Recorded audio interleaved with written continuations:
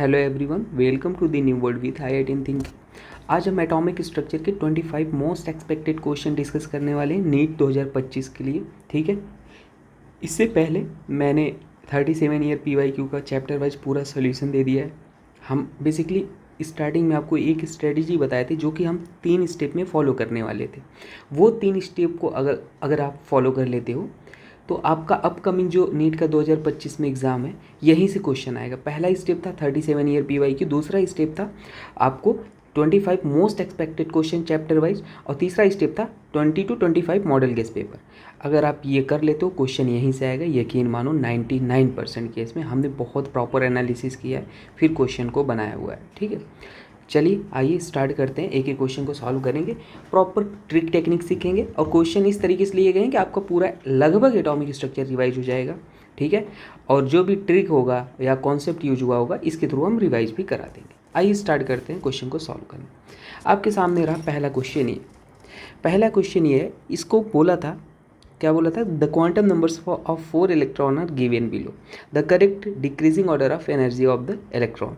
तो energy order decreasing पूछा था। एनर्जी ऑर्डर कैसे निकालते हैं आइए सिखाते हैं। बेसिकली 2 कॉन्सेप्ट है, बहुत बार क्वेश्चन पूछा है, उसको मैं सिखा देता हूँ। कभी भी अगर आपको एनर्जी निकालना होगा, है ना, एनर्जी क्वांटम नंबर की हेल्प से, तो जो एनर्जी होता है वो किसके बराबर होता है, n+l। एन क्या है, प्रिंसिपल क्वांटम नंबर, एल क्या है, एजीमुथल क्वांटम नंबर या सेकेंडरी क्वांटम नंबर। अगर n+l की वैल्यू ज़्यादा तो आपके पास एनर्जी ज़्यादा। अब कोई कहेगा सर n+l अगर सेम आ जाए तो हमारे पास अगर ई बराबर, ये पहला केस है। ठीक है, दूसरा केस ये है कि अगर n+l हमारे पास 2 केस में सेम आ जाए तो उस केस में हमारे पास हम प्रायोरिटी देते हैं, एनर्जी होता है वो directly proportional to principal quantum number होता है। बस इसी पे क्वेश्चन सॉल्व हो जाना था। आइए पहले ऑप्शन को चेक करते हैं। देखो पहला ऑप्शन जो आपके पास था वहाँ पे n की वैल्यू कितना था, 4 था, और l की वैल्यू आपके पास 2 था। तो जब n+l निकालोगे ये टोटल कितना आ जाएगा, 5 आ गया। चलो दूसरे ऑप्शन में निकाल लेते हैं, तभी तो कंपेयर कर पाओगे। n की वैल्यू आपके पास था 3 था, l की वैल्यू आपके पास था 2। यहाँ पे अगर n+l निकालोगे तो आपके पास कितना आ गया, 3 2 5 ही आ जाएगा, है ना। और यहाँ पे 4 2 निकालोगे तो ये तो आपके पास 6 आ जाएगा, है ना, ये आपके पास 6 आ जाएगा। और यहाँ पे n+l ये 5 आ जाएगा। और ये थर्ड केस में निकालोगे तो n की वैल्यू आपके पास 4 था और l की वैल्यू आपके पास 1 था। तो यहाँ पे n+l निकालोगे तो ये कितना आ जाएगा, 5 आ जाएगा। और लास्ट ऑप्शन में आपके पास जो था n=3 था, l=1 था। तो n+l आपने निकाला तो यहाँ पे आपके पास देखने को मिला 5 आ गया, 4 आ गया, 3+1 मतलब 4 आ गया, है ना। अब आप एक चीज़ नोटिस करो, यहाँ पे आपने नोटिस किया कि सबसे ज़्यादा जो n+l की वैल्यू है ऑप्शन नंबर फर्स्ट में कितना आ रहा है, n+ आपके पास कितना आ रहा है, 6 आ रहा है। चलो फर्स्ट वाला सबसे ज़्यादा, और सबसे कम किस में होगा, फोर्थ में होगा। एक बात भी क्लियर हो, फोर्थ वाला सबसे कम, क्योंकि यहाँ पे n+l की वैल्यू आपके पास 4 आ रहा है। अब कैसे डिसाइड करोगे दूसरे वाले और तीसरे वाले में। अब देखो दूसरे वाले केस में यहाँ पे हमारे पास n की वैल्यू 3 थी, दिख रहा है आपको दूसरे वाले केस में, और यहाँ पे n की वैल्यू तीसरे वाले में 4 थी। तो हमें बताया है कि अगर जब वैल्यू n+l की वैल्यू सेम आ जाए तो E is directly proportional to n होता है। तो जहाँ पे n ज़्यादा वहाँ पे एनर्जी ज़्यादा, तो n आपके पास फिर थर्ड हो जाएगा, और उसके बाद हमारे पास किस में हो जाएगा, उसके बाद हमारे पास ये हो जाएगा, सॉरी हाँ, उसके बाद हमारे पास सेकंड हो जाएगा। ऑप्शन नंबर कौन सा दिख रहा है, फर्स्ट थर्ड सेकंड। तो ऑप्शन नंबर आपको ये बी दिख रहा होगा, है ना, 3 2 जा, हाँ ऑप्शन नंबर बी ही दिख रहा है। तो यहाँ पे हम ऐसे टिक कर देते हैं। ठीक है, आई होप आपको एक एक चीज़ अच्छे से समझ में आई होगी। नहीं आया होगा तो आप कमेंट करके पूछना, मैं आपको फिर से समझा दूंगा। ठीक है, ये आप बॉक्स में लिख लो थोड़ा सा, ताकि अब ये PDF आपको मिल जाएगा लिंक में, आप PDF भी देख लेना रिवाइज करने के लिए, है ना, तो काम आएंगी चीज़ें। और मैंने आपको बताया ये, इसको भी आप बॉक्स में करके लिखो तो थोड़ा सा आपको देखने में अच्छा लगेगा और रिवीजन भी करने में आसानी होगी। चलिए आगे बढ़ते हैं।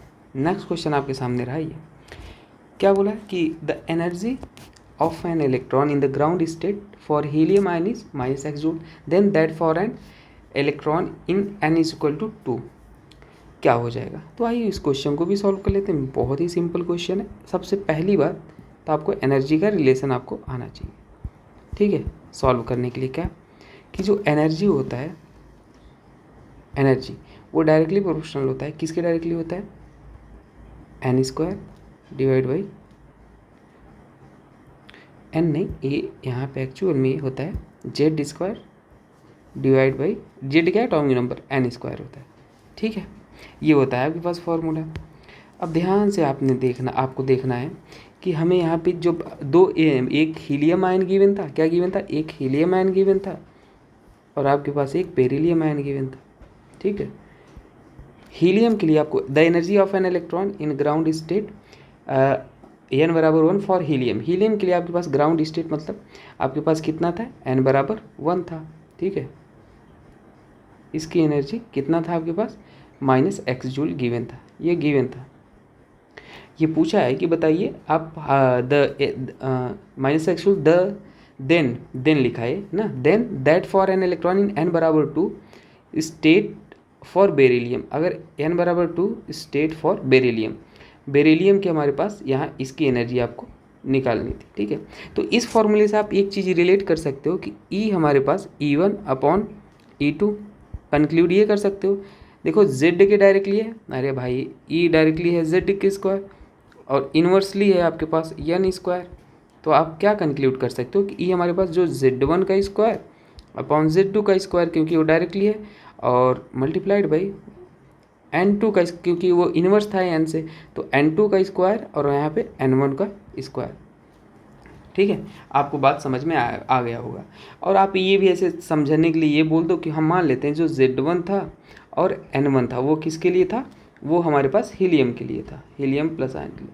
और यहाँ पे जो Z2 था और n2 था वो किसके लिए था, समझने के लिए आपको, सो दैट दिक्कत ना हो। ठीक है, वैल्यू पुट करने के लिए ये था। आइए वैल्यू को पुट कर लेते हैं।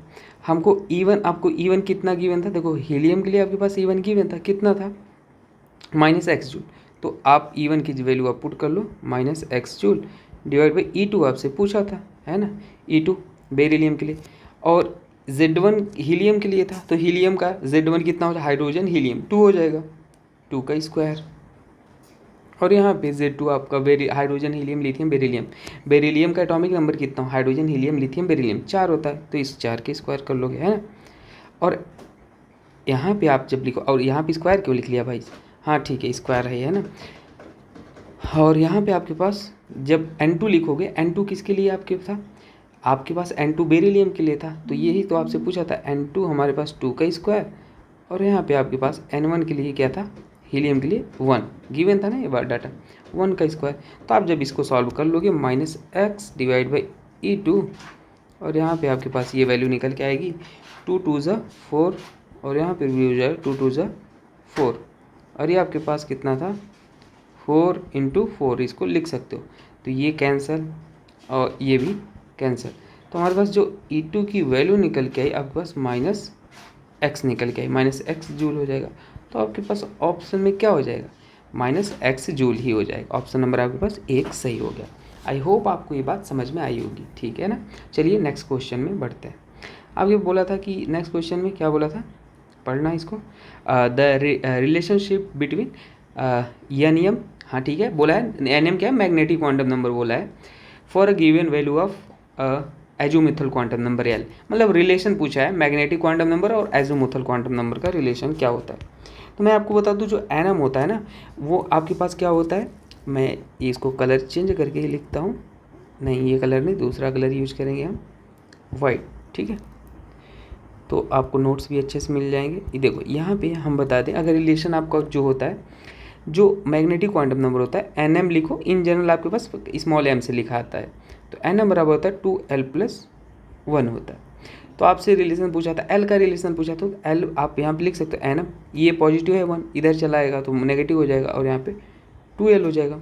और जब यल बराबर आप निकालोगे तो ये तो ऐसे ही रहेगा और ये डिवाइड में हो जाएगा। तो आपके पास एल की वैल्यू जो आ गई, कितना आ गई, ऑप्शन नंबर डी करेक्ट है। पर कुछ एक्स्ट्रा चीज़ें आपको मैं बताता हूँ। देखिए जो एन होता है वो क्या बताता है, शेल और एनर्जी बताता है ना, शेल और एनर्जी के बारे में बताता है।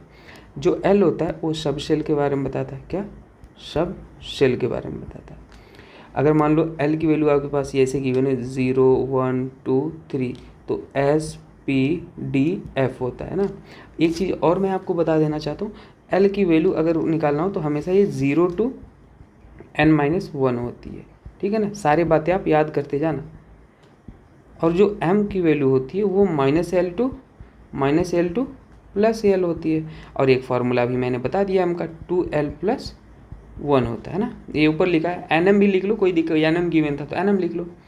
और आपको बता दूं जो S होता है क्लॉकवाइज, अगर है क्लॉकवाइज है तो उसकी वैल्यू वो प्लस हाफ होता है, अगर एंटी क्लॉकवाइज है तो S की वैल्यू आपके पास क्या होता है, -हाफ होता है। तो ये क्वांटम नंबर्स होते हैं बेसिकली। आई होप आपको समझ में आया होगा। चलिए नेक्स्ट क्वेश्चन को सॉल्व करते हैं।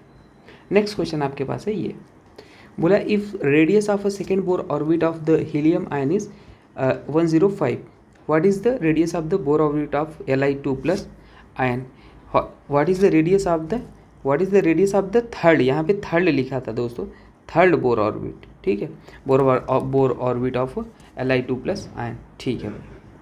आओ इसको सॉल्व करते हैं। जब इसको आप सॉल्व करोगे तो आपको बस रेडियस और आपके पास क्या जो n का रिलेशन होता है वो पता होना चाहिए। तो जो रेडियस और n का रिलेशन होता है वो जब आप सॉल्व करते हो तो आपके पास जो Rn होता है ना, Rn वो डायरेक्टली प्रोपोर्शनल होता है n² और यहाँ पे z², ठीक है।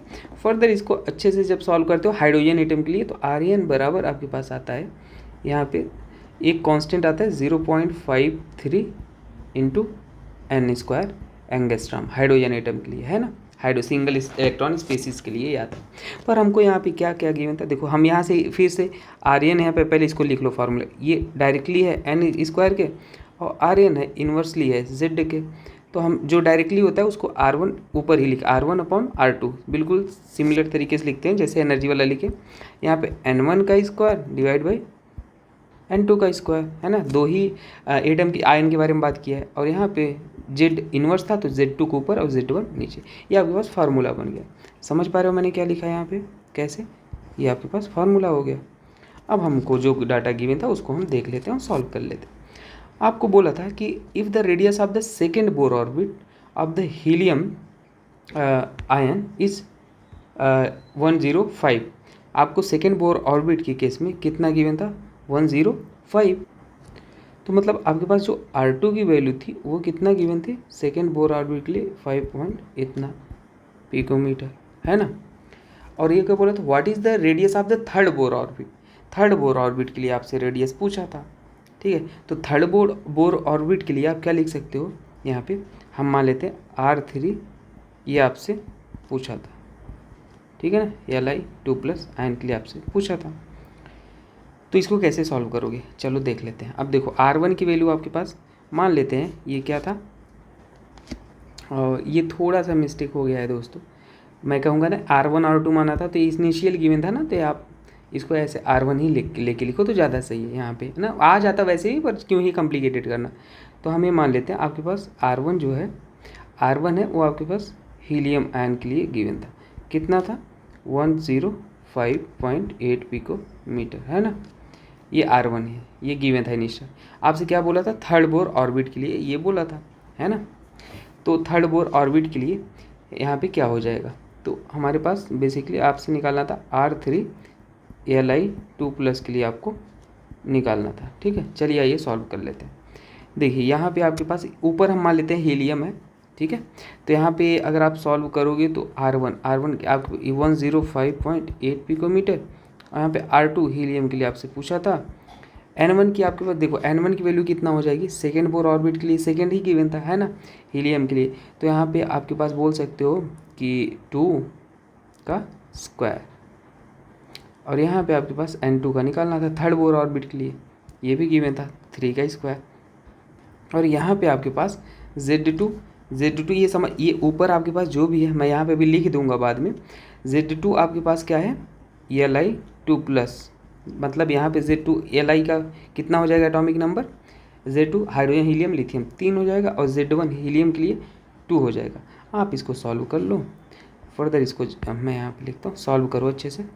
तो आपके पास 105.8/R2, और यहाँ पे क्या हो जाएगा 4, यहाँ पे 9 इंटू 3/2, 3 1 जा 3, 3 3 जा 9, 2 1 जा 2, 2 2 जा 4 हो जाएगा। ठीक है।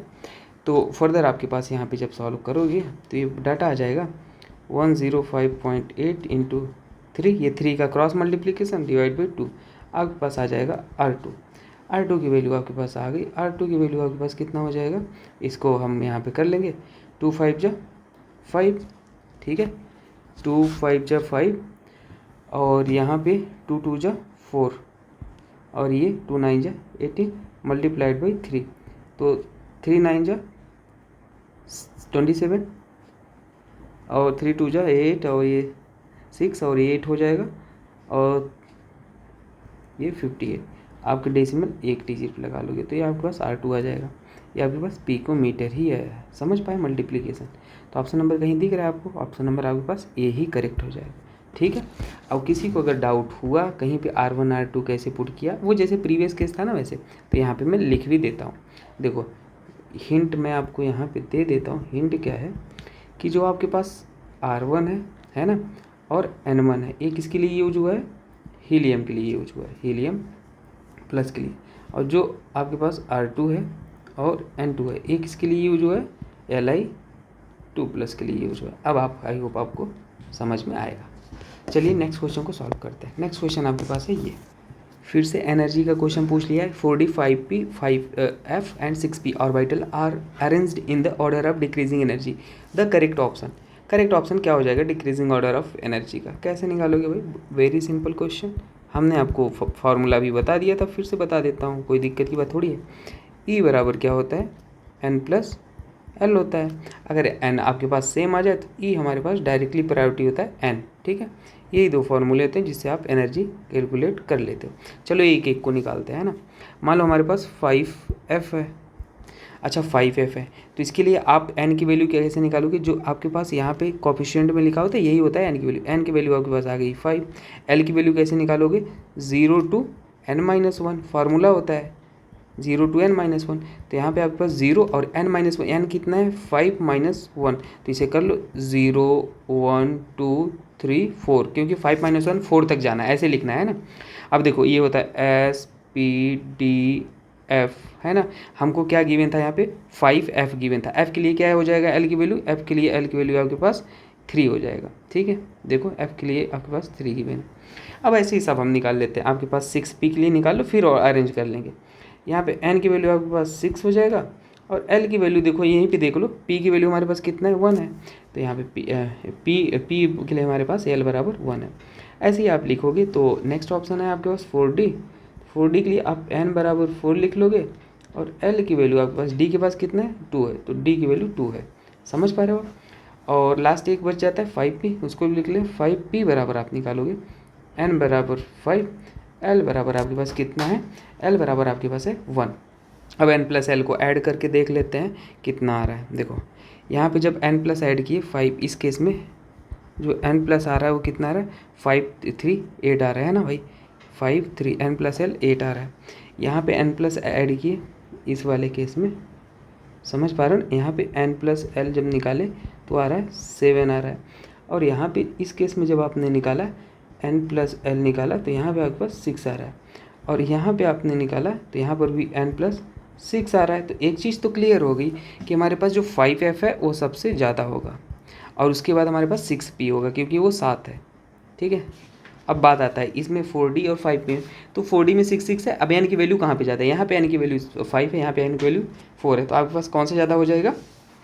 5P हो जाएगा, फिर 6P लास्ट में हो जाएगा। ऑप्शन नंबर ये देख लो कौन सा ऑप्शन मैच कर रहा है।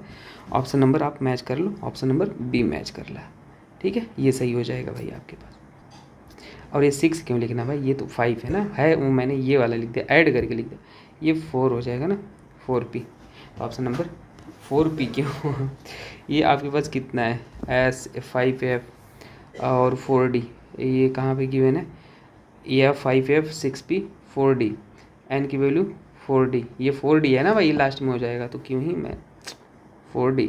ठीक है 4D है, ये तो आपके पास 5P ज़्यादा है ना। ऑप्शन नंबर बी सही हो गया। चलो नेक्स्ट क्वेश्चन को सॉल्व करते हैं। नेक्स्ट क्वेश्चन आपके पास है विच of the following series of transition in the spectrum of hydrogen atom fall in the visible region. बिल्कुल आपके पास इंफॉर्मेशन बेस्ड क्वेश्चन है। इस क्वेश्चन को किस तरीके से सॉल्व करना है, सॉल्व तो कर क्या ही करना है, याद होना चाहिए आपको। देखो बता ही देता हूँ, जो आपके पास लीमन सीरीज होता है, क्या लीमन सीरीज याद रख लेना, वो यूवी विजुअल में, यूवी रीजन में लाई करता है। और जो आपके पास यहाँ पे बामर होता है, बाल्मर सीरीज होता है ना, ये आपके पास विजिबल रीजन में होता है, विजिबल रीजन में। और जो आपके पास पाश्चियन सीरीज होता है ना, पाश्चियन सीरीज होता है, वो कहाँ पे होता है, आईआर रीजन में होता है। और जो आपके पास ब्रैकेट में होता है, फिर फंड आता है, वो भी आईआर में होता है ना, ये आपके पास आईआर रीजन में आता है। ठीक है, अब देखो कुछ इन्फॉर्मेशन बात आपको और बता देता हूँ मैं इससे रिलेटेड। ये तो आंसर आ गया आपका, किस में होगा, ऑप्शन नंबर सी होगा, है ना, ये तो हो गया। लेकिन आप चीज़ याद रख लो, जैसे मान लो हमने यहाँ पे स्पेक्ट्रम ड्रॉ किया, लिखता हूँ, देखो एक स्पेक्ट्रम नहीं, लाइन ट्रांजिशन के बारे में आपको बता देता हूँ, ठीक है। और यहाँ पे एक लाइन और हम ड्रॉ कर लेते हैं, मान लेते हैं ये आपके पास यहाँ क्या है, इनफाइनाइट तक है, ये इनफाइनाइट गया है ना, इनफाइनाइट, ये n बराबर 1, n बराबर ये क्या हो जाएगा 2, n बराबर 3 हो जाएगा, और n बराबर 4 हो जाएगा। तो इसको हम बोलते हैं, अगर इनफाइनाइट से यहाँ 1 पे आता है कोई चीज़, तो ये लीमन है, ये बामन है, ये पाश्चियन है, और ये ब्रैकेट है ना। अगर कभी कभी आपसे पूछता है कि बताइए longest wavelength in Balmer series, मैं बोल दूँ longest wavelength in Balmer series, है ना। तो लॉन्गेस्ट वेवलेंथ आप कैसे निकालो, बामन सीरीज सबसे पहले देखो, ये 2 वाला है, दिख रहा है आपको, ये वाला है। लॉन्गेस्ट वेवलेंथ जस्ट एक बार ट्रांजिशन होना चाहिए आपके पास, यही वाला जो आएगा, क्या ट्रांजिशन 3 से 2 पे जो आएगा वही हो जाएगा लॉन्गेस्ट। और अगर शॉर्टेस्ट वेवलेंथ पूछता है, शॉर्टेस्ट, है ना, शॉर्टेस्ट वेवलेंथ अगर पूछता है, कभी कभी पूछता है भाई ये इन बामर सीरीज, तो आपके पास कहाँ से, इनफाइनाइट से आप किस पे ले आओगे, 2 पे ले आना, ठीक है। तो ये हो जाता है। और एनर्जी पूछ लेगा, तो एनर्जी आपके पास जो वेवलेंथ होता है उसके इन्वर्स होता है, क्योंकि आपको पता है ई बराबर क्या होता है, ई बराबर होता है एच इंटू म्यू, और म्यू बराबर क्या होता है सी अपॉन लैम्डा। तो आप कंक्लूड कर सकते हो E is inverse relation lambda का होता है, ठीक है। चलिए हम यूज ही होना था तो हमने रिवाइज करा दिया, चलो आगे बढ़ते हैं। नेक्स्ट क्वेश्चन आपके पास है ये वाला, ठीक है। ये क्या, in hydrogen atom the de Broglie wavelength आपको गिवन है, de Broglie wavelength of an electron in the second Bohr orbit is, हम डी ब्रॉगली वेवलेंथ आपसे पूछा था, चलिए सॉल्व कर लेते हैं। डी ब्रॉगली का आपको एक फार्मूला होता है, वो आना चाहिए, क्या होता है, जो डी ब्रॉगली का फार्मूला आपको बताया गया है यहाँ पे, वो देखो लैम्डा बराबर क्या होता है, एच अपॉन एम बी होता है ना। लेकिन आपसे पूछा in an hydrogen atom the de Broglie wavelength of an electron in an second Bohr orbit, second Bohr orbit के लिए आपसे पूछा था। तो आपको एक फार्मूला पहले सेकेंड बोर ऑर्बिट रेडियस का निकालोगे हाइड्रोजन लाइक स्पीसीज के लिए, तो आपके पास क्या होता है 0.53 इंटू एन स्क्वायर, ये एंगस्ट्रॉम में होता है, ठीक है। तो आपको सेकेंड बोर ऑर्बिट के लिए निकालना था, तो एन बराबर यहाँ पे कितना निकालना था सेकेंड, तो आर की वैल्यू आपके पास कितना हो जाएगी 0.53 इंटू, और यहाँ पे आपके पास 2 का स्क्वायर हो जाएगा, समझ पा रहे हो सेकेंड के लिए, तो ये 4 का स्क्वायर, तो आपके पास ये कितना आ जाए, ये एंगस्ट्रॉम में वैल्यू आ रही है ना, तो एंगस्ट्रॉम में आप निकाल लिए, तो ये आपके पास वैल्यू आ गई। अब एंगस्ट्रॉम, अब आपको एक चीज़ और पता है, हमको इसमें आंसर किस में गिवन है, पिकोमीटर में, तो पिकोमीटर में निकालना है वैल्यू आपको, ठीक है। 10⁻12 से मल्टीप्लाई करना होता है ना। आपको ये गिवन है कि आर की एयर, वैसे हम ये क्यों ही एंगस्ट्रॉम वाला आप याद रख लो, लेकिन मैं पिकोमीटर वाला आपको यहाँ पे निकाल लेता हूँ, है ना। पिकोमीटर वाला हम जब निकालेंगे तो फॉर्मूला तो सेम ही रहने वाला है, बस यहाँ पे आपके पास जो होता है ना 5.29 पिकोमीटर हो जाता है, ठीक है। और आपके पास 2 का स्क्वायर ही हो जाएगा, उसमें कोई दिक्कत की बात नहीं। तो इसी ये हमारे पास पिकोमीटर में, अगर ये ले रहे हो 52.9 तो ये पिकोमीटर में आ जाएगा, ठीक है, वो एंगस्ट्रॉम में था। तो आपके पास 211, ये कितना आ गया, इतना 6 पिकोमीटर, मल्टीप्लाई करके देख लो। अब देखो आपको एक चीज़ और पता होना चाहिए, जो एंगुलर मोमेंटम होता है ना, देखो कैसे निकाल एंगुलर, ये सब क्यों कर रहे हैं अभी पता चल जाएगा। एंगुलर मोमेंटम जो होता है वो m v r equal to क्या होता है, n h upon two pi, n h upon two pi होता है, ठीक है। अब देखो आप जैसे ही यहाँ पे इसे सॉल्व करो, एम वी आर बराबर एन एच अपॉन टू पाई, तो इसको आप सॉल्व करोगे, कैसे सॉल्व करोगे, देखो एन की वैल्यू आपके पास गिवन है 2 है, जैसे एम वी आर बराबर एन की वैल्यू आपके पास कितना गिवन था 2, सेकेंड बोर ऑर्बिट, मतलब 2 अपॉन एच अपॉन टू पाई, तो इसको सॉल्व कर लिए तो 2 से 2 कैंसिल, एम वी आर बराबर क्या आ जाएगा एच अपॉन टू पाई। ये याद रख लेना ना, एक फार्मूला और ही बता देता हूँ, ये फार्मूले हैं सभी, 2 पाई आर बराबर एन लैम्डा होता है ना, ये भी आप डायरेक्ट क्वेश्चन सॉल्व हो जाते हैं। तो अभी बस ये आ गया एम वी आर बराबर, अब ये क्यों किया अभी आपको समझ में आ जाएगा। देखो लैम्डा बराबर, क्योंकि आपको यहाँ पे देखो लैम्डा बराबर एम वी है ना, तो एम वी है तो आप यहाँ पे एम वी की वैल्यू आप कितना रख सकते हो, एम वी बराबर h upon two pi r, two pi r, तो आप बस वही फार्मूला डिराइव हो गया है। तो एम वी की वैल्यू आप लैम्डा और वहाँ पे एम वी की वैल्यू आप कितना पुट कर दो, एम वी की वैल्यू आप H upon M two pi, H upon two pi R, ये H upon two pi R, समझ पा रहे हो मैंने क्या किया, ये आपके पास आ गया। तो यहाँ पे आपके पास लैम्डा की वैल्यू जो आ जाएगी वो कितना लिख सकते हो, ये आपके पास कैलकुलेट यहाँ पे लिख लो, वैल्यू ये पुट कर लिए तो ये एच अपॉन, ठीक है, यहाँ पे ये लैम्डा की वैल्यू आपने कैलकुलेट कर ली, जस्ट आपने पुट कर दिया यहाँ पे, एम वी की जगह आपने पुट कर दिया h upon two pi r, ठीक है। और इससे जब आप कंक्लूड करोगे इक्वेशन नंबर, ये आपके पास जो था फर्स्ट और ये सेकेंड, तो आप हमें ओवरऑल जो कंक्लूजन निकलेगा, मैंने आपको फार्मूला बताया ना, ये तो डिराइव करने का तरीका बताया, आप टू पाई आर बराबर एन लैम्डा लिख लो, सिंपल, ये एक स्टेप में आ जाएगा, कुछ करने की ज़रूरत नहीं। आपने यहाँ पे आर निकाल लिया था, पाई की वैल्यू आपको मान लो नहीं पता, आर कितना था 216 पिकोमीटर है ना, और यहाँ पे आपके पास एन वैल्यू 2 गिवन थी और आपसे क्या पूछा था, वेवलेंथ, डायरेक्ट ही आ गया ना ये फार्मूला, ये क्यों ही करना आप चाहिए, तो मैं आपको तरीका सिखा रहा था कैसे करते हैं, पर मैं कहूँगा ये 2 फार्मूले भाई स्टार लगा लेना इनको, ठीक है, बहुत ही काम आ जाएंगे। ये और ये वाला देख रहे हो, ये ऑलरेडी इस रिलेशन से डिराइव्ड है, तो ये हो गया। और यहाँ से लैम्डा कैलकुलेट कर लोगे, जो लैम्डा की वैल्यू आ जाएगी आपके पास वो आ जाएगा 2, क्योंकि 2 से 2 ये कैंसिल हो गया, समझ पा रहे हो, और लैम्डा की वैल्यू आपके पास 200 इतना, आप वैल्यू पुट कर देना तो 211.6 पिकोमीटर आ जाएगा, ठीक है। और ये पाई भी रहेगा आपके पास, पाई तो है ही, तो इसको पाई भी यहाँ पे लिख लेना, तो आंसर ये हो जाएगा। सॉल्व करके देख लिया, ऑप्शन नंबर आपके पास बी आ गया, ठीक है। तो ये एक्चुअल में कुछ नहीं, ये आपको डेरिवेशन में बता रहा था, इसको करो या ना करो कोई दिक्कत की बात है नहीं, मेन फार्मूला आपके पास कौन सा था वही था, ये कैसे आया मैं वो सिखाने लग गया था आपको, चलो कोई बात नहीं। नेक्स्ट क्वेश्चन की तरफ बढ़ते हैं। Calculate the energy in joule of wavelength 45 nanometre, Planck's constant given है, ठीक है, एच की वैल्यू, चलो देखते हैं।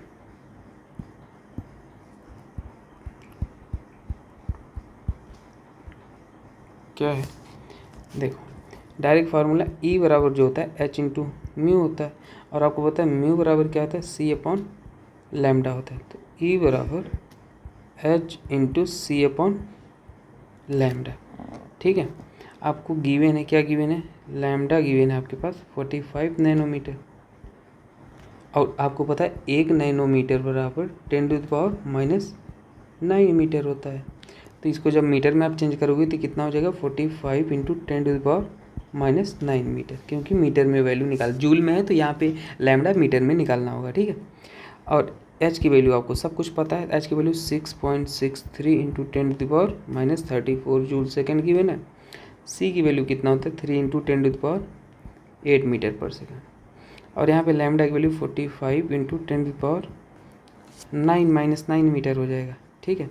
आप इसको ईजिली सॉल्व कर सकते हो, सब कुछ ईजिली है ना, कैंसिल आउट कर लो, इससे -9 कैंसिल हो जाएगा, 3 1 जा 3 और 3 5 जा 15 हो गया है ना।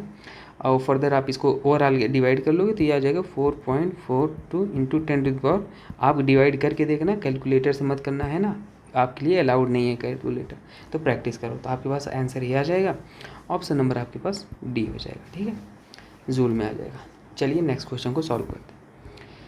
नेक्स्ट क्वेश्चन है आपके सामने, ये बोला था कि द ऑर्बिटल एंगुलर मोमेंटम क्या हो जाएगा। ऑर्बिटल एंगुलर मोमेंटम क्या होता है, रूट, यहीं पे देख लो, देखो जो ऑर्बिटल एंगुलर मोमेंटम होता है, एक फार्मूला और होता है ना, मतलब अभी तो मैंने आपको एक बता दिया ऑर्बिटल एंगुलर मोमेंटम का, ऊपर वाला जो डेरिवेशन बता रहा था। एक होता है आपके पास जो एम होता है ना, वो क्या होता है, root under root L+1 H upon 2 pi होता है, ठीक है। आपको देख लो क्या गिवन था, पी इलेक्ट्रॉन के लिए गिवन था, तो पी के लिए आपके पास एल की वैल्यू कितना होता है, देखो एल की value 0 1 2 3 S P D F, तो पी के लिए एल की वैल्यू आपके पास 1 साफ साफ दिख रहा है, तो यहाँ पे वैल्यू पुट कर लो। एम बराबर जो आएगा क्या आ जाएगा 1 और 1+1 H अपॉन 2 पाई, तो यहाँ पे कितना आ जाएगा रूट H अपॉन 2 पाई आ जाएगा। अब देखो कोई भी चीज़ 2 लिखा है, अगर 2 लिखा है तो उसे आप ऐसे भी लिख सकते हो, रूट 2 × 2, बात एक ही है ना। अगर रूट 3 लिखा है तो उसे आप ऐसे भी लिख सकते हो 3 इंटू नहीं सॉरी, अगर 3 लिखा है तो उसे आप रूट लिख सकते हो, अगर मान लो 3 है तो उसको लिख सकते हो रूट 3 × 3, समझ आए। तो यहाँ पे आपको ऑप्शन तो मैच नहीं खा रहा है, तो इसलिए ये सब कर रहे हैं ना, ऑप्शन तो कोई नहीं मैच खा रहा है। अब देखो ये भेज बदल के क्यों था, 2/H अपॉन ये √2 को √2 लिखो और ये पाई लिखो, अब ये कैंसिल हो गया और यहाँ पे क्या आ जाएगा H अपॉन √2 पाई। ऑप्शन नंबर कोई मैच कर रहा है, H upon √2, option number A he match कर रहा है, ऑप्शन नंबर ए में टिक करके आगे बढ़ चलो, ठीक है। चलो नेक्स्ट क्वेश्चन को सॉल्व करते हैं। नेक्स्ट क्वेश्चन है maximum number of electron with L बराबर 3 एंड N बराबर 4, तो मैक्सिमम नंबर ऑफ इलेक्ट्रॉन, ये डायरेक्ट रिलेशन वाले फार्मूले वाले क्वेश्चन आ रहे हैं, आपको ये सारे फार्मूले याद करके जाना है आपको एग्ज़ाम में, ठीक है। इसीलिए मैंने रखा है क्योंकि ये सारे क्वेश्चन कहीं ना कहीं नीट के या कहीं जेई के पीओआई के, मैं इस तरीके से लिया हूँ क्वेश्चन, आपको पूरा कॉन्सेप्ट रिवाइज हो जाए कि रेलेवेंसी हो। तो मैक्सिमम नंबर ऑफ इलेक्ट्रॉन जो होता है, मैक्सिमम नंबर ऑफ इलेक्ट्रॉन होता है इन अ सबशेल, वो क्या होता है 2L+1 होता है, ठीक है। तो यहाँ पे जब आप वैल्यू पुट करोगे 2 और यहाँ पे 2, L की वैल्यू 3 है +1 है, तो यहाँ पे 2 और यहाँ पे कितना हो जाएगा 3 2 6 × 7, आपके पास आ जाएगा 14 इलेक्ट्रॉन आ जाएगा डायरेक्ट। और अगर नंबर ऑफ ऑर्बिट पूछता है, number of orbit in a subshell, number of orbit तो होता है 2L+1 होता है, ये भी कभी पूछ सकता है, तो याद रखो सारी चीज़ें, ठीक है। चलो आगे बढ़ते, ऑप्शन नंबर ए करेक्ट हो जाएगा। नेक्स्ट क्वेश्चन देखते हैं। नेक्स्ट क्वेश्चन है ये वाला कि the energy E1 and E2 radiation are 25 electron volt and 50 electron volt respectively, the relationship between their wavelength. फिर से एनर्जी और वेवलेंथ का रिलेशनशिप क्या होता है, इसको आपको सॉल्व कर लेते हैं, आना चाहिए। ई अभी तो बताया एनर्जी का रिलेशन क्या होता है, ई बराबर H/μ है ना, और ई बराबर क्या होता है H/c/λ। तो आप देख सकते हो कि जो ई का रिलेशन है लैम्डा से वो क्या है, इन्वर्स है, तो हम लिख सकते हैं E1/E2 बराबर λ2/λ1। आपको एनर्जी गिवन है, कितना गिवन है भाई एनर्जी, E1 आपके पास है अतः E25 और यहाँ पे ये कितना है 50 है, और ये हो जाएगा λ2/λ1, 25 हो जाए 1 और 25 2 जा 50 हो जाएगा, तो 1/2 आ गया, 1/2 बराबर क्या आ गया λ2/λ1, तो ये λ1 बराबर कितना आ गया 2λ2, वेवलेंथ का रिलेशन आ गया, ये आंसर हो जाएगा, है ना। ऑप्शन नंबर कौन सा दिख रहा है, ऑप्शन नंबर बी करेक्ट हो जाएगा, ठीक है। तो ये बहुत ही सिंपल क्वेश्चन था, इसमें तो मतलब कुछ करना ही नहीं था। नेक्स्ट क्वेश्चन की तरफ बढ़ते हैं। The total number of atomic orbital in fourth energy level of an electron, ठीक है। तो fourth energy level of an electron पूछा है, total number of atomic orbital, तो ये कैसे निकालोगे, इसको भी नोट करके लिखना, ठीक है। देखो क्या होता है, total number of atomic orbital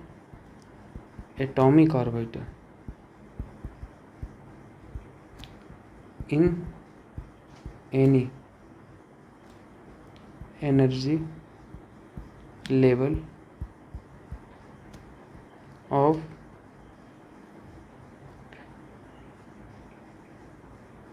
an atom, वो क्या होता है, एन स्क्वायर होता है। ठीक है, तो आपके पास क्या बोला था, फोर्थ एनर्जी लेवल बोला था, मतलब 4 पूछे बोला था, तो 4 का स्क्वायर कर लोगे तो ये कितना आ जाएगा, 4 का स्क्वायर 16 आ जाएगा, है ना।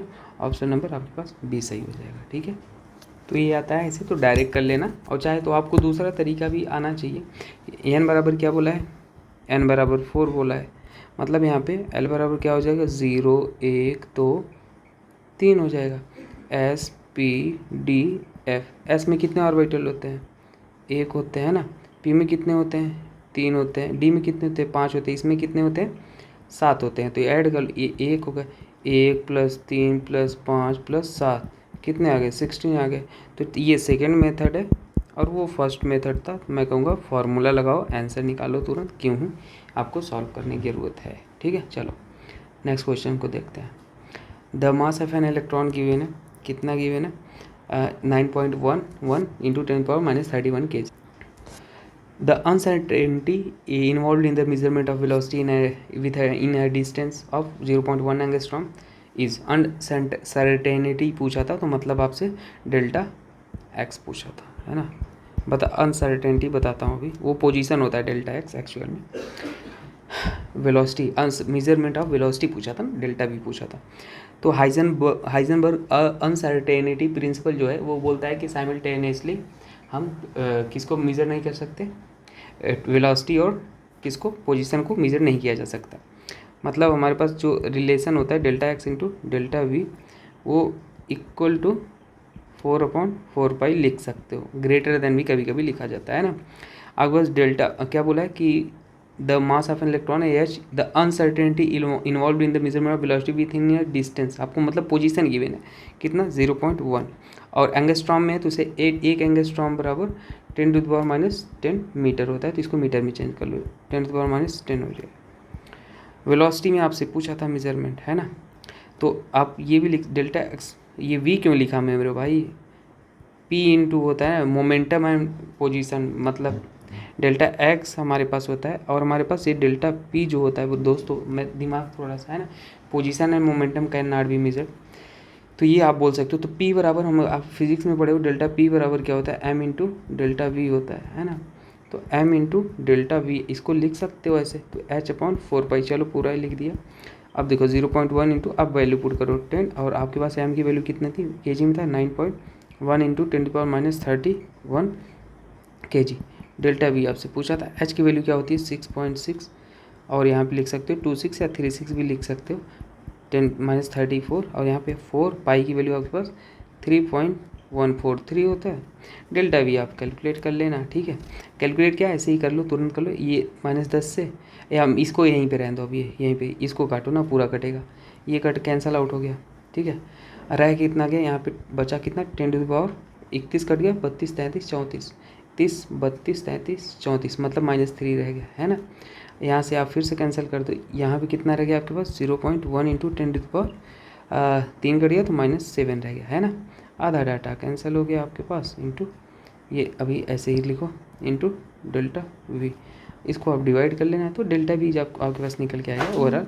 अगर कैलकुलेशन में दिक्कत हो तो पूछ लेना, मैं बता दूंगा बाद में, ये मीटर/सेकंड आएगा, है ना। बस इनिशियली जो एंगस्ट्रॉम में चेंज करना था वही हो गया, आंसर आ गया।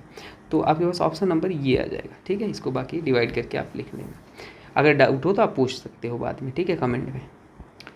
चलो यहाँ पे देख लेना आपके पास क्या, according to the Bohr theory which of the following transition in the hydrogen atom will give rise to the least energetic photon, ठीक है। Transition in the hydrogen atom will give least energetic photon आपसे पास, ठीक ठीक, चलो समझ गया।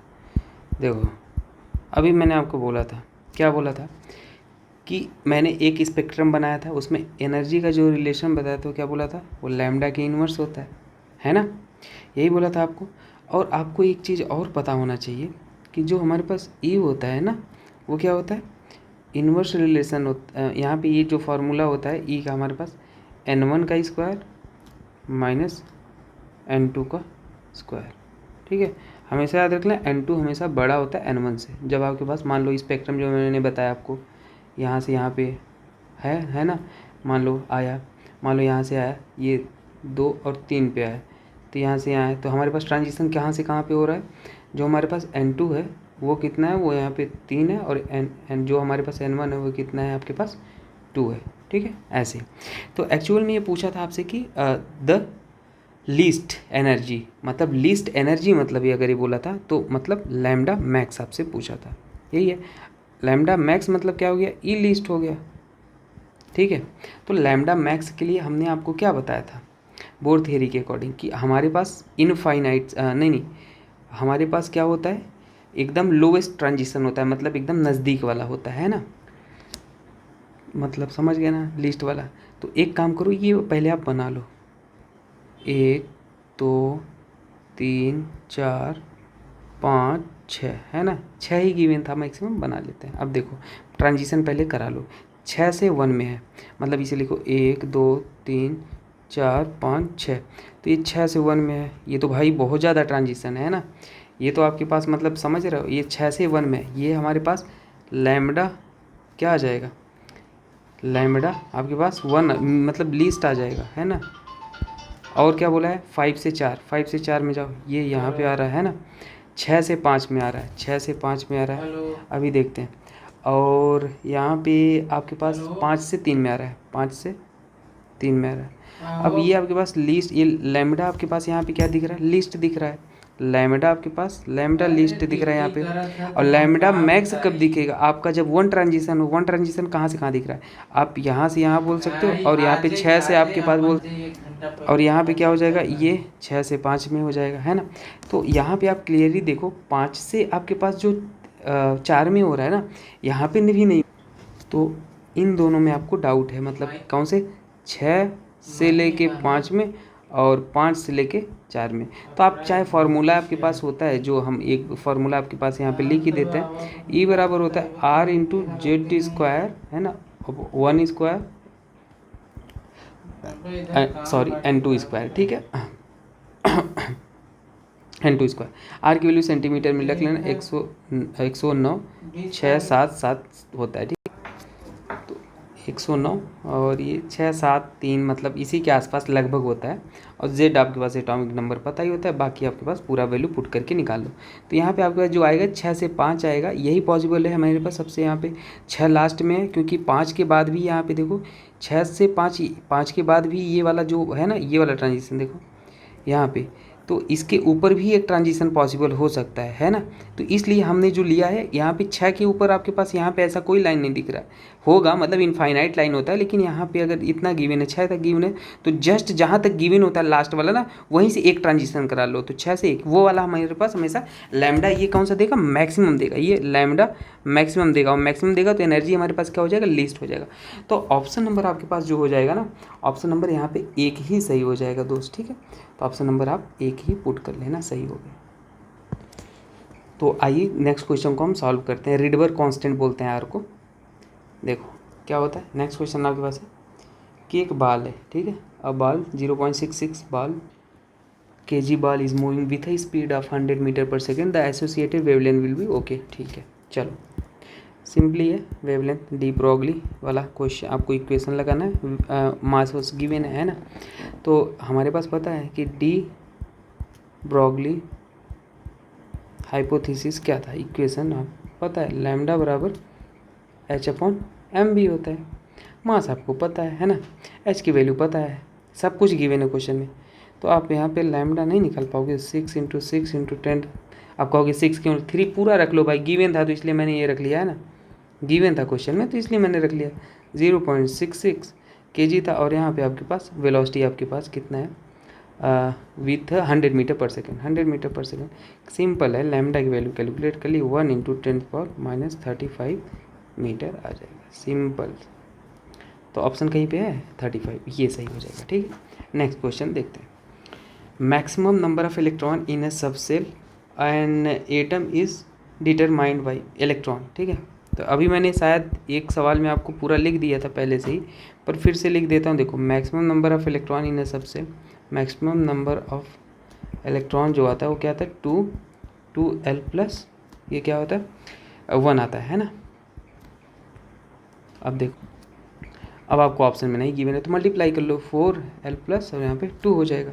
अब कहीं भी ऑप्शन मैच खा रहा है, ऑप्शन नंबर डी। तो बस कुछ नहीं, हेर फेर करके गिवन होता है, आपको सॉल्व करना है।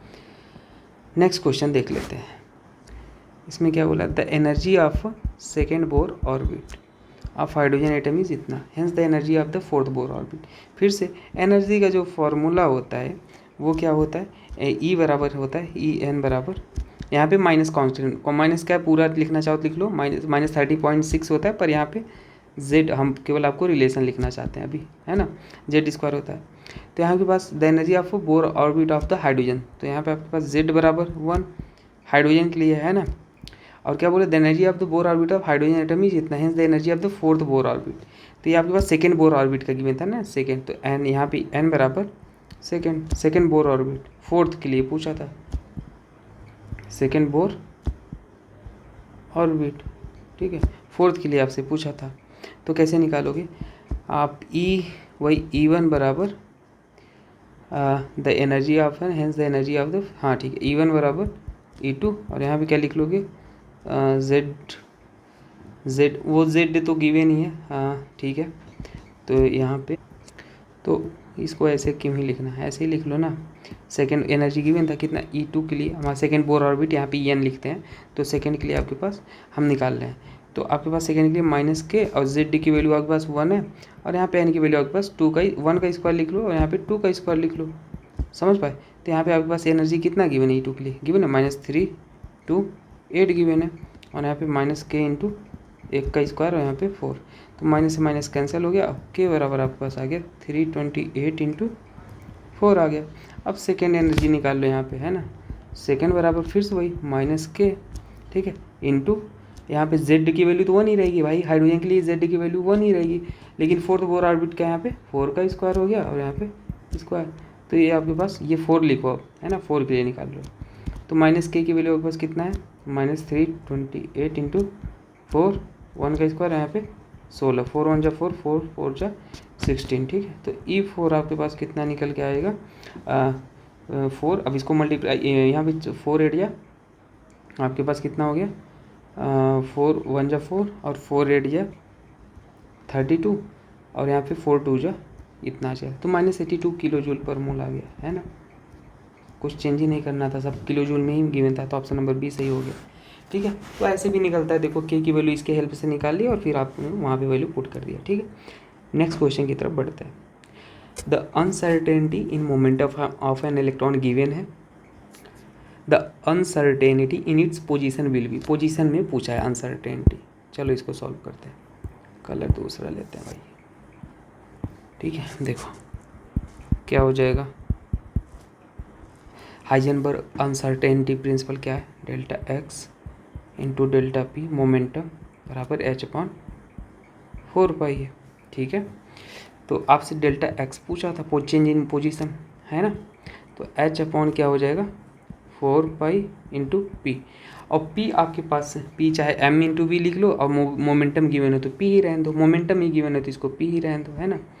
बस वैल्यूज पुट कर लो, 6.62 इंटू 10⁻³ गिवन है, और यहाँ पे 4 इंटू पाई की वैल्यू 3.14 और 22/7 भी होता है, और यहाँ पे आपके पास डेल्टा पी की वैल्यू कितना गिवन है 10⁻⁵ 1 लिखो या ना लिखो, बात एक ही है। तो आपके पास चेंज इन पोजीशन आपके पास कितना आ गया 5.27 इंटू 10⁻30 मीटर आ जाएगा, है ना। आप वैल्यू बस डायरेक्ट फॉर्मूला बेस्ड क्वेश्चन थे। नेक्स्ट क्वेश्चन आप देखते हैं। The Bohr orbit radius for the hydrogen atom is n बराबर 1 इज अप्रॉक्सीमेटली इतना है, ठीक है। चलो कोई बात नहीं, लिख लेते हैं इसको, ठीक है। RH बराबर आपके पास जो हमने एक फार्मूला आपको बताया, RN बराबर 0.53 इंटू n² एंगस्ट्रॉम होता है ये, तो ये आपके पास गिवन ही है। हाइड्रोजन के लिए आप निकालोगे यहाँ पे n बराबर 1, तो यहाँ पे क्या बोला, bore of for the n बराबर 1 के लिए, तो यहाँ पे इतना ही आएगा, ये गिवन था क्वेश्चन में। क्या बोला, radius of second Bohr orbit, मतलब R2 बराबर कितना हो जाए 0.53 इंटू यहाँ पे सेकेंड के लिए 2 का स्क्वायर हो जाएगा, तो ये 0.53 इंटू 4, आप जस्ट वैल्यू पुट कर ली, ये एंगस्ट्रॉम में आ रहा है ना, 4 3 12, और ये आपके पास 2 आ गया। 0 एंगस्ट्रॉम लिख लो। अगर 0 यहाँ ले रहे हो तो 0, आपके पास इतना आ जाएगा, मतलब 2.12 ऑप्शन नंबर ये सही हो गया। 0 लगाओ, अगर आप यहाँ पे 0 लोगे तो 0 आएगा, नहीं लोगे तो नहीं आएगा।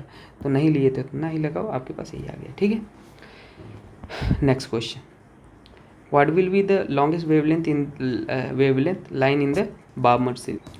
तो लॉन्गेस्ट वेवलेंथ क्या हो जाएगा, यहाँ पे कलर चेंज करके सॉल्व कर लेते हैं। देखो चलो, लॉन्गेस्ट फिर से वही रूल आपको हमें पता क्या बोला था, बाल्मर सीरीज बोला था। तो 1 2 3 4 5, तो n बराबर 1 2 3 4 5। तो क्या बोला था, लॉन्गेस्ट वेवलेंथ, मतलब लॉन्गेस्ट वेव, ये आपके पास लीमन है, ये बाउमन है, ये पास्टन है, ये ब्रैकेट है। तो लॉन्गेस्ट अगर निकालोगे तो बाउमर के लिए हमारे पास 3 से 2 में जाना होगा, है ना। लॉन्गेस्ट वेवलेंथ के लिए आपको किस में ट्रांजिशन करानी है, लॉन्गेस्ट लैम्डा के लिए हमारे पास 3 से 2 में जाना होगा, यही तो मैंने आपको बताया था। और शॉर्टेस्ट के लिए इनफाइनाइट से 2 में आना पड़ेगा। तो अब बस यहाँ पे हमें पता है 1 बराबर लैम्डा, या ई भी लिख, ई बराबर ई का रिलेशन 1/λ होता है ना। अरे भाई ई बराबर HC/λ, तो हमने ई अपॉन 1/λ लिख दिया। और रिडवर कांस्टेंट इंटू Z² होता है ना। यहाँ पे 1/n1 का स्क्वायर माइनस 1/n2 का स्क्वायर, बस वैल्यू आप पुट कर लो यहाँ पे। आर का वैल्यू आपके पास 109,677 लिख लो। और हाइड्रोजन के लिए 1 का स्क्वायर हो जाएगा। और यहाँ पे n1 आपके पास लोअर वैल्यू होता है और n2 आपके पास जहाँ से ट्रांजिशन होता है, ठीक है। तो 3 का स्क्वायर आप कैलकुलेट कर लो, आपके पास जो लैम्डा निकल के आएगा वो आ जाएगा 1.5233 आ जाएगा। फर्दर आप सॉल्व करोगे, मीटर में हमें निकालना, मीटर 6.56 इंटू 10 पावर माइनस, ये मीटर में है लेकिन सेंटीमीटर में चाहिए। तो 1 मीटर बराबर आपके पास क्या होता है, 100 सेंटीमीटर। तो हमने सेंटीमीटर में निकाला तो 656 नैनोमीटर आ जाता है। और मैं कहूँगा 1/r की वैल्यू भी आप वो याद रखो, 912 एंगस्ट्रॉम आता है, पर छोड़ो वो एटॉमिक स्ट्रक्चर पढ़ाऊँगा तो बताऊँगा। अभी के लिए 656 नैनोमीटर आ गया, ठीक है। चलो नेक्स्ट क्वेश्चन को देखते हैं। The radius of hydrogen atom in the ground state is इतना। क्या बोला है, ग्राउंड, अच्छा सुनो, जब ग्राउंड स्टेट की बात करें, ग्राउंड स्टेट, तो वहाँ पे n बराबर 1 होता है। फर्स्ट एक्साइटेड स्टेट अगर बोलता है तो वहाँ पे n बराबर 2 हो जाता है। सेकेंड एक्साइटेड स्टेट मतलब n बराबर 3 हो जाता है, ठीक है। ये चीज़ें याद रख लेना। तो आपके पास यहाँ पे जो क्या बोला है, the radius of the ground state, मतलब R1 बराबर आपके पास 0.53 इतना गिवन था, ठीक है। किसके लिए, हाइड्रोजन के लिए। बोला the radius of the Li2+ ion in similar state, मतलब लिथियम के लिए क्या हो जाएगा, ठीक है, सिमिलर स्टेट में। तो अब देखो यहाँ पे कैसे निकालोगे, R बराबर हमें पता है, Rn बराबर हमने आपको एक फार्मूला बताया था कि 0.53 इंटू, क्योंकि हाइड्रोजन के लिए तो 1 था, ये Z आपके पास 1 ही आ रहा था। अब यहाँ पे ये Z अगर लेते तो 1, तो इसलिए हमने नहीं लिखा। यहाँ पे अगर लिथियम है तो लिथियम के लिए आपके पास Z की वैल्यू तो अलग आएगी ना भाई। Z की वैल्यू यहाँ पे कितना आया, 3 आएगा। अच्छा, ये जो फार्मूला होता है सिंगल इलेक्ट्रॉन स्पीसीज के लिए एप्लीकेबल है। यहाँ पे ये देखो सिंगल ही इलेक्ट्रॉन है, ये भी याद रख लेना, लेकिन एटॉमिक नंबर तो अलग अलग है। तो आपका 0.53 और सिमिलर En बराबर 1 ही है और यहाँ पे 3 है। समझ आया आपको। तो इसको जब आप सॉल्व करोगे तो आपके पास 0.17 एंगस्ट्रॉम निकल गया। ये लिथियम के लिए है ना। ऑप्शन कौन सा मैच हो गया, सी सही हो गया, ठीक है। चलो आगे देखते हैं। फॉर एजोमुथ 23 था, फॉर एजोमुथल क्वांटम नंबर L बराबर the maximum number of electron. ये क्वेश्चन तो कितनी बार करोगे, फिर से कर लो एक बार, ठीक है। मतलब मैक्सिमम नंबर ऑफ इलेक्ट्रॉन कितना मैंने आपको बताया, मैक्सिमम नंबर ऑफ इलेक्ट्रॉन जो होता है वो क्या होता है, 2L+1 होता है। 2L की वैल्यू आपके पास गिवन है +1 कितना 14। ये तो 2 बार क्वेश्चन हो गया है कि में, है ना। इसमें तो कुछ करना ही है, दोबारा क्वेश्चन रिपीट है। नेक्स्ट क्वेश्चन देख लेते हैं। The number of spherical node, चलो ये भी अब बता देता हूँ, स्फेरिकल या रेडियल नोड कैसे निकलता है। देखो रेडियल नोड जो होता है, फार्मूला याद रख लो, बहुत क्वेश्चन पूछता है। रेडियल नोड जो होता है वो n-l-1 होता है। जो एंगुलर नोड होता है, ठीक है, एंगुलर नोड वो क्या होता है, l होता है।